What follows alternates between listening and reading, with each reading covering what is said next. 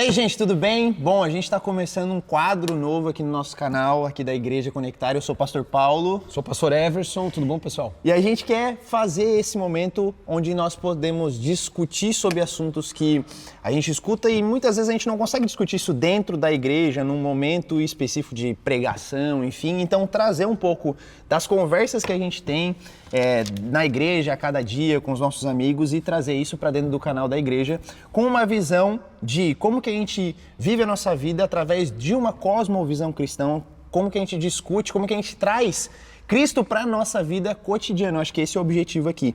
E a gente estava conversando um pouco sobre isso, trazendo sobre alguns assuntos que a gente vê crescendo cada vez mais. E aqui na nossa igreja a gente tem ensinado as pessoas sobre a Bíblia de papel, né? A gente tem falado muito sobre isso, a gente vai discutir um pouco sobre esse assunto. Mas o que a gente queria começar a conversar, e aí eu pergunto até para ti, assim, como que a gente pode lidar hoje? A gente tem visto uma sociedade cada vez mais tecnológica, onde falar sobre um papel, às vezes até é estranho para as pessoas não escrevem mais, as pessoas não têm mais as coisas comuns que antes eram analógicas, não eram tão digitais.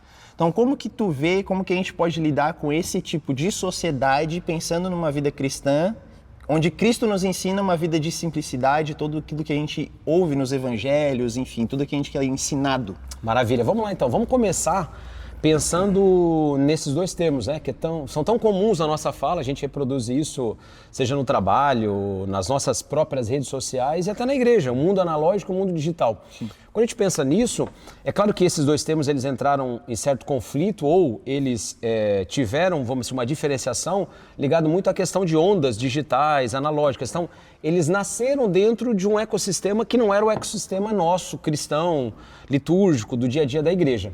Mas a gente acabou meio que encampando isso para nós, no nosso dia a dia. E com base nessas duas realidades, eu vou citar isso, nós temos aí um grande dilema. Como que a gente, à luz da palavra revelada, da Bíblia, daquilo que Deus estabeleceu como verdade absoluta, nós podemos entrar dentro de uma dinâmica de não conflito, mas de contraponto. Isso é que é importante. Porque não conflito, a ideia central do Evangelho não é conflitar através de um argumento humano, o que é muito comum nos nossos diálogos. Nós entramos em conflitos, em disputas, discussões que são muitas vezes irrelevantes, que não levam a resultado nenhum.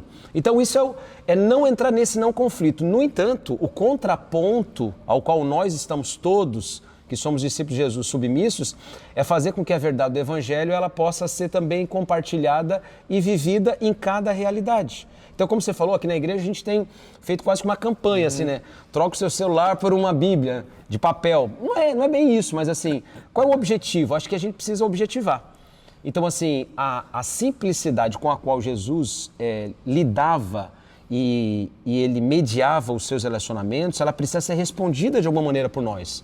Nós vivemos num mundo complexo, extremamente beligerante, ou seja, há uma guerra entre sistemas, entre ideias, entre igrejas, doutrinas, e de que maneira a simplicidade de uma vida que tem claro o seu objetivo, de pregar o Evangelho, porque esse é o nosso papel como discípulo, e como que nós enfrentamos isso diante de demandas que chegam para nós todos os dias. Então, aqui na igreja a gente tem falado, deixe o seu celular em casa, ou desligue e traga a sua Bíblia de papel. Por quê?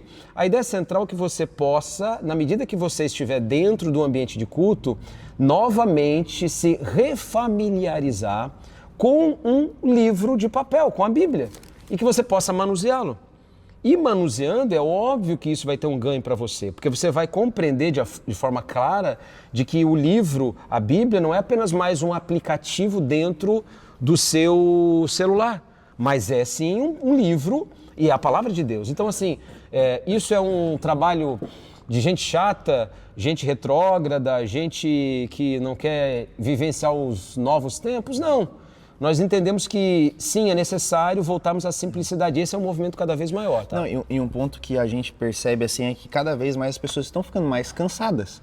Então, por quê? Eu falo de mim, eu trabalho home office há 6, 7 anos. Home office, então, o meu trabalho é em casa, o meu celular é meu trabalho, meu computador é meu trabalho. Então, a todo momento eu estou sendo induzido a algo que seja uma demanda. Então a gente fica colocando demanda para dentro das nossas necessidades e a gente não consegue mais parar e ter um momento onde, não, eu não vou mais usar celular. Até ontem mesmo, eu estava percebendo a quantidade de uso assim, diário. Ontem deu 7 horas da noite e falei assim, não, quer saber? Vou deixar meu celular lá no canto e eu só fui usar agora de manhã. Então, assim, por estar percebendo como essas demandas ficam chegando o tempo todo. E a gente vai chegar uma hora que não vai dar conta. Por isso que as pessoas não estão mais dando conta de tanta coisa que chega. É toda hora notificação, é toda hora uma informação nova chegando. A gente nunca... Tem até alguns estudos, tu deve até saber mais disso, sobre isso do que eu, do sentido de... uma pessoa com 30 anos hoje tem mais informação... Não, uma criança, né? Sim. 12, 11 anos tem mais informação do que uma pessoa de 40, 50 anos. Do que Júlio César, no apogeu da sua glória como imperador romano. Há anos atrás. Então, cara, a gente parece não a sociedade em 10 anos, não, 20 anos, não está preparado pela velocidade tecnológica que a gente foi apresentado como a gente está vivendo hoje. Isso, a gente está convivendo com isso o tempo todo e isso vai de encontro com isso tudo, né? Sem dúvida. E até, eu creio assim que o ponto inicial é pensarmos acerca daquilo que Jesus estabelece como o discurso máter, assim. O que é o querigma, a palavra liberada, assim, é o evangelho que ele se resume no Sermão do Monte, de forma clara, absoluta. Então, os princípios do Sermão do Monte, que nós temos de forma, vamos assim, inequívoca, como uma verdade revelada pelo próprio Cristo, ele se revela e ele dá direcionamentos claros sobre vários aspectos da vida. E todos eles, olha que interessante, eles são revestidos de simplicidade. Não de simplificação. Isso aqui é importante. Então, quando Jesus fala assim, vocês devem amar os seus inimigos. Puxa, é uma coisa, não é... é uma coisa simples, mas é complexa, é profunda, complexa, né? Porque vai necessitar, primeiro, de uma nova geração. E não é uma nova geração, falando cronologicamente de novas pessoas, mas uma geração nova de um novo ser. Uma mudança interior, né? Exatamente, um novo entendimento em Cristo e a partir dele faz com que eu, por meio da ação do Espírito Santo, possa me levar a amar os meus inimigos e orar por eles. Então, assim, não é algo simples. Ele tem uma complexidade que é natural, intrínseca do Evangelho, que só pode ser compreendida a partir do momento que eu me deparo e eu sou confrontado pela Palavra de Deus. Como Agostinho, né, já tinha dito há muitos anos atrás, né, tu me feriste com a tua palavra, por isso te amei. Então a Palavra de Deus, ela fere. Ela é uma verdade que ela não tangencia as nossas realidades. Ela vem como uma espada afiada e ela corta, ela rasga o nosso coração. Ela faz a circuncisão espiritual. E aí, quando a gente entra numa realidade de complexidade do mundo e simplicidade, nós vamos ter que nos deparar com isso. Como tu falou, de repente, a nossa realidade tão tangenciada por aplicativos, meios tecnológicos, é algo que nós não temos como desconsiderar mais. A inteligência artificial, nem falamos nisso, né? Então, assim, ela está aqui, estabeleceu, é como se ela tivesse vindo de um outro planeta e ela assentou a sua nave aqui e ela vai modelar muita coisa dos relacionamentos, sejam relacionamentos pessoais, no ambiente de trabalho e na igreja. Então, assim, esse movimento de simplificação, segundo o padrão da palavra, é um movimento que nós vamos ter que, de fato, enfrentarmos e colocarmos isso em prática. Porque, pensa comigo, a gente vive num mundo tão complexo. E aí essa complexidade ela se reveste de luxo, ostentação, de uma demanda por sentido e significado. Cada pessoa precisa disso, sentido e significado. Isso está convergindo numa questão de propósito de vida. Então, todas as pessoas, elas têm, por natureza, uma necessidade de se sentirem pertencendo a algo, porque se pertencerem a algo de valor, isso vai trazer a elas sentido e significado. E esse movimento de pertença, o Evangelho traz, porque ele faz com que aquele que andava solitário agora vive em comunidade. Olha que isso é maravilhoso. Só que isso, muitas vezes, não está sendo explicado na escola, muitas vezes na igreja a gente não fala sobre isso. Então parece que o Evangelho é uma ideia, uma ideologia retrógrada, antepassada e que se assemelha a outras tantas religiões, né? Tanto que o movimento cristão, agora teve uma queda, né? Mas o movimento cristão veio muito desse crescimento por causa desse senso de comunidade. Então, o cara que antes, sei lá, é uma situação bem, assim, comum, né, no Brasil. O cara era preso, então não sai da prisão, não tem lugar para trabalhar, então tem dificuldade de conseguir emprego. Pô, a igreja, ele inserido na igreja, a igreja de alguma forma olha para aquele indivíduo, para aquela pessoa e tenta dar um destino para aquela pessoa. Então, Às vezes tem um cara que é empresário dentro da igreja, então facilita a entrada daquela pessoa que estava naquela situação de vulnerabilidade. E esse senso de comunidade está cada vez mais longe das pessoas. As pessoas não querem mais esse senso de comunidade. Não é que não querem o senso de comunidade, porque eu acho que é algo que é necessário e natural. Eu acho que é nosso, né? É nosso. De buscar uma amizade, de buscar pessoas próximas. Só que essa visão tecnológica faz cada um ficar mais solitário, mais sozinho. E aí não é o caminho de solitude, de conhecer a Deus, de ter um momento de solitude diante de Deus. Não, é solidão. É um lugar onde eu não tenho ninguém para conversar, eu não tenho ninguém para desabafar. E isso faz com que o ser humano saia literalmente daquilo que ele foi criado para ser, de estar em comunidade, né? Deus Pai, Deus Filho e Espírito Santo. Então, existe uma comunhão santa e essa comunhão nos ensina como viver em comunidade, de estar junto com outras pessoas também ao mesmo tempo. Então, fugir disso é algo que, falando humanamente, é contra. A gente está indo contra aquilo que a gente foi criado, foi feito para viver uma vida em comunidade com outras pessoas. E talvez um dos grandes arranjos, né, que o Evangelho ele proporciona é trazer esse senso de comunidade para dentro de um ser que naturalmente é isolado por natureza. Então, assim, nós somos individualmente seres criados à imagem e semelhança de Deus, cada qual com um dom, uma capacidade diferente, com desejos, com intenções diferentes, enfim. Mas o senso de comunidade é um senso onde nós olhamos e percebemos que nós não temos como avançar por uma segunda milha sem alguém do nosso lado. Por que nós nos casamos?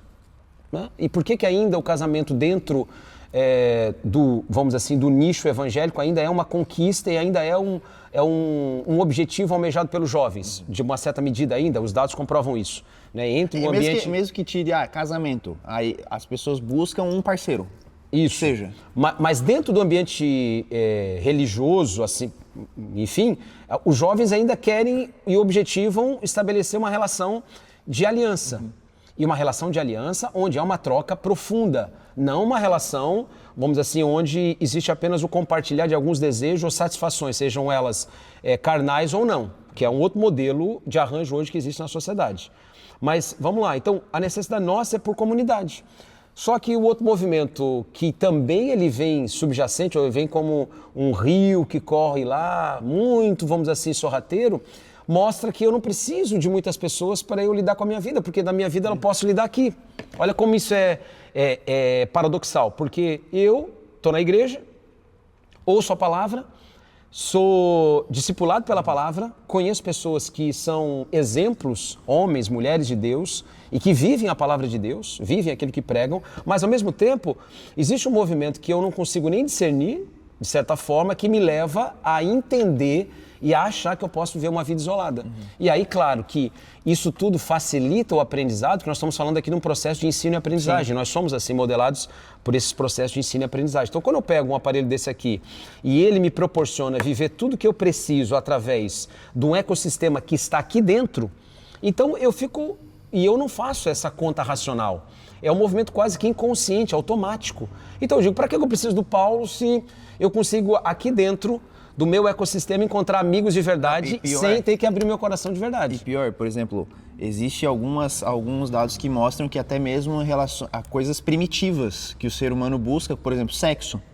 Então, o cara não busca mais sexo porque ele encontra uma satisfação dentro da pornografia. Então, como até isso, a tecnologia pegou um sentimento primitivo do homem, de tipo assim, não, de gerar satisfação por meio do corpo, enfim. Aí a pornografia vai lá e pega isso, sabe?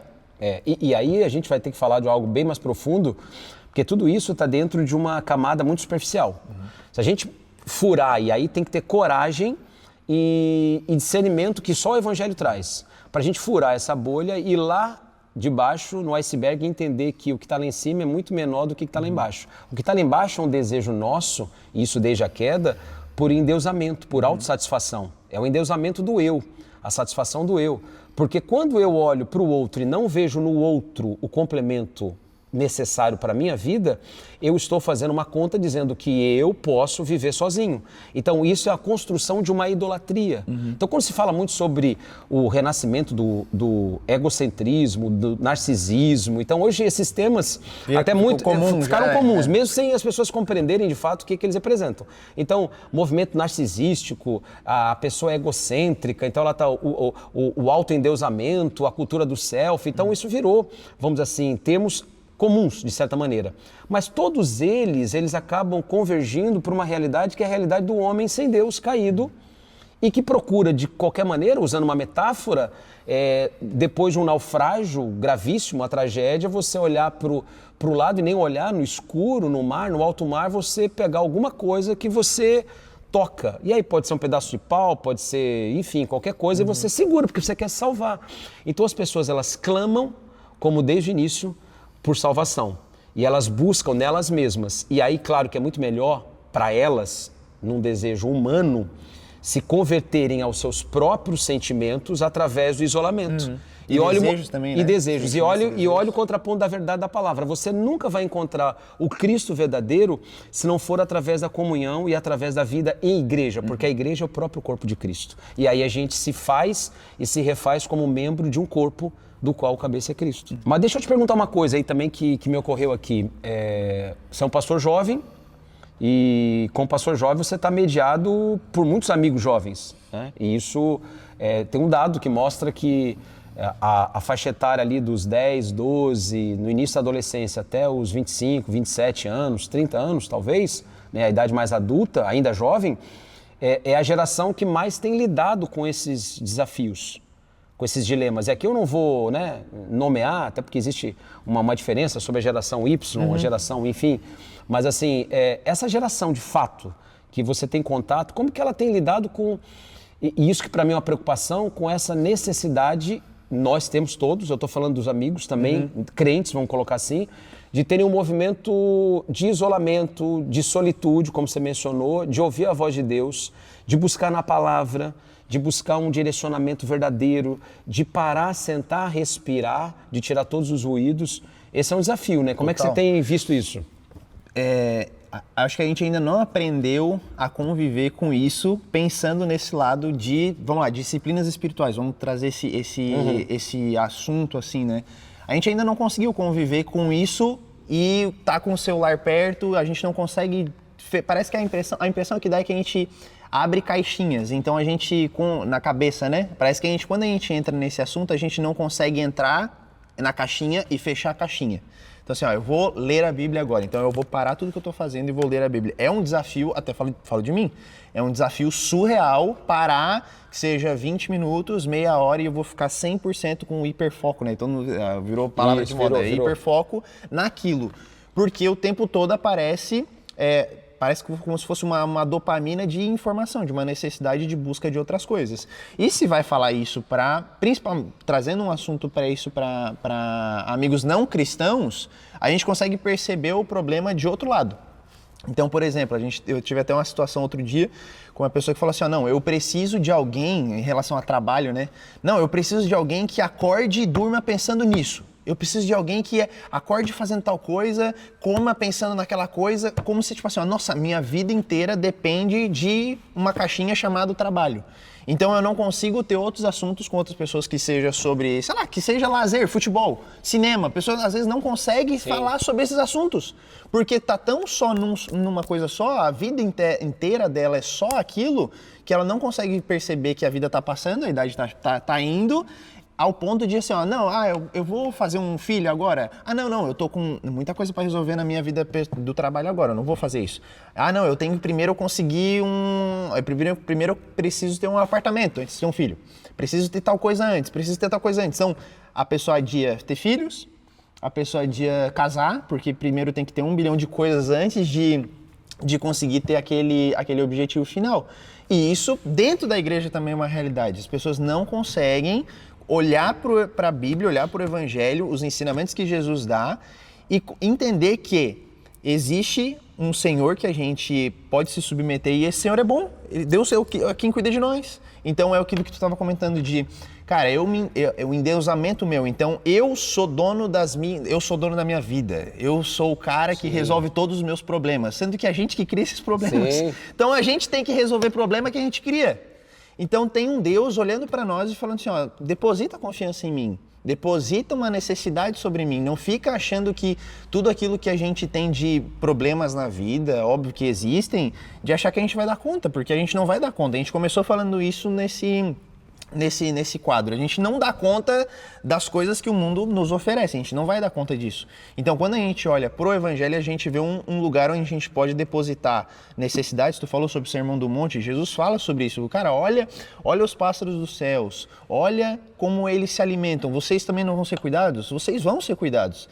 Então, quando eu olho para esse assunto dentro da igreja, pessoas que querem ter uma satisfação própria de cuidado. Então, eu cuido de mim. E isso é um ensino mundano. Sim. É um ensino mundano. E até tem uma relação assim muito apropriada para a gente estabelecer, que é, vamos pensar no dia de Jesus, né? É claro que os relatos dos evangelhos, eles nos dão, pelo menos assim, uma visão, um panorama de que Jesus, durante um dia dele, cronologicamente falando, ele passava por várias situações. Então, Jesus, num certo momento, ele estava conversando com os pecadores, daqui a pouco ele estava fugindo das pessoas que queriam matá-lo, daqui a pouco ele estava numa refeição saborosa lá com os discípulos, daqui a pouco ele estava repreendendo. Então, havia uma sucessão de eventos que mostravam a natureza humana de Jesus, ou seja, ele tinha uma visão relacional com o pecador, com as pessoas, para que elas pudessem, através dessa relação próxima com ele, como a palavra nos mostra isso em vários trechos, e a partir dessa relação entenderem que elas também estavam sendo convidadas a uma nova vida. Então, nós estamos falando aqui de uma vida absoluta, de uma vida una. O que você está comentando aí, fato é que nós vivemos hoje, e especialmente os jovens, que são mais, eu diria assim, bombardeados, acometidos dessa... E que nasceram nessa nova Exatamente. estação do mundo, né? Então, aquele processo de ensino-aprendizagem, eles só recebem dessa fonte. E aí, por isso, o movimento da igreja sendo uma fonte saudável. Então, essa visão una de um ser que não é fragmentado precisa retornar aos nossos bancos da igreja, ao nosso ensino. Então, como você falou, são caixinhas que são departamentos. Então, aqui agora eu sou essa pessoa, agora eu sou essa pessoa. Isso gera dualidade, né? Então, dentro da igreja eu sou uma pessoa, fora da igreja eu sou outra, enfim. Então, assim, quando a gente olha para Jesus, não havia essa ambiguidade do ser. Ele era 100% humano e 100% Deus, mas não havia ambiguidade nele. Ele era todo, uno, então assim, perfeito. E o chamado dele para nós é sermos assim nessa geração. Por isso que as pessoas, quando olham para uma pessoa de idade e ela tem os seus absolutos cravados, literalmente na sua própria pele, na sua vida, ou seja, na sua história, as pessoas cada vez mais têm buscado esses lugares de recanto para amenizar um pouco do meu sofrimento emocional, da minha dor existencial. Então eu vou conversar com a minha avó, com o meu avô, eu vou lá para o meio do mato, eu vou pegar um martelo e um prego, eu vou construir uma caixinha de madeira, eu vou pescar.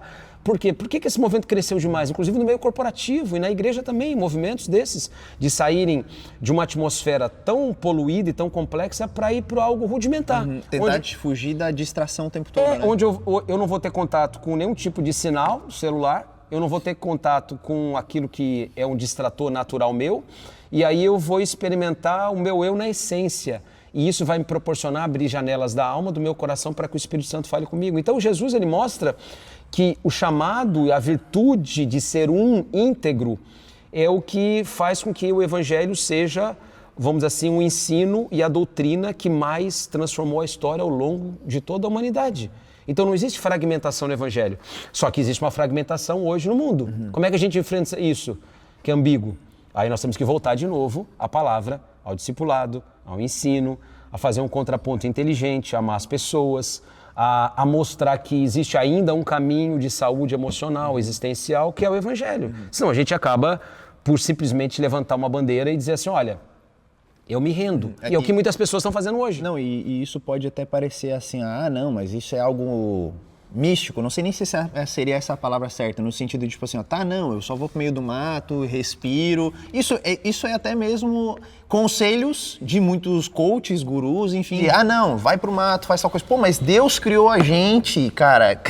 Deus criou a gente com essas necessidades no sentido de pausa, de acalmar o nosso coração, só que a gente não está entendendo isso, a gente não está percebendo essas necessidades. É verdade. E olha que interessante, cada vez mais os movimentos que eles têm como, vamos dizer assim, método, levar as pessoas do ambiente onde elas estão sufocadas, literalmente, para um ambiente onde elas podem, de alguma maneira, contemplar a natureza. Vou colocar só esse elemento, sair do ambiente mais urbano para a natureza. Isso já dá um ganho e já oferece um ganho, eu não diria nem espiritual. Vamos começar primeiro a questão emocional, que está provado isso, ok?